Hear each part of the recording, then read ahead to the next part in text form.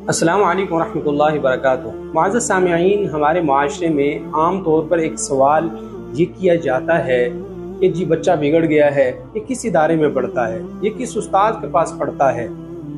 देखिए, बच्चे की तरबियत की जिम्मेदारी क्या किसी उस्ताद पर ही आयद होती है या इसका कोई और भी जवाबदेह है। तो उसूली बात तो ये है कि बच्चा जितनी देर जिसके पास टाइम गुजारता है उस पर उसकी तरबियत की जिम्मेदारी आयद होती है। लिहाजा अगर बच्चा 40 मिनट एक उस्ताद के पास गुजारता है तो उस लेक्चर के दौरान उस उस्ताद के ज़िम्मे है कि वो बच्चे की तरबियत पर काम करे। वो सिर्फ किताब पढ़ाने वाला ना बने बल्कि मुरब्बी बने, मेंटोर बने।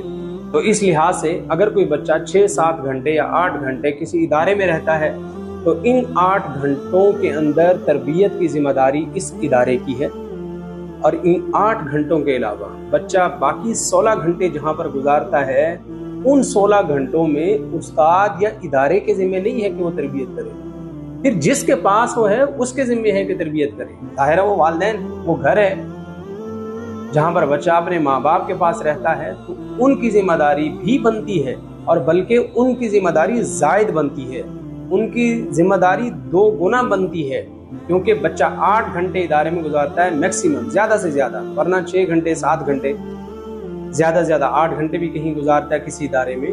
तो अगर इदारे वाले जवाबदेह हैं बच्चे की तरबियत के हवाले से 6-7 घंटों के, तो 16-17 घंटे जिसके पास वो गुजार रहा है वो भी जवाबदेह है। और तरबियत कोई वजीफ़ा पढ़ने का नाम थोड़ी है, तरबियत कोई सिर्फ एक किताब पढ़ाने का नाम थोड़ी है।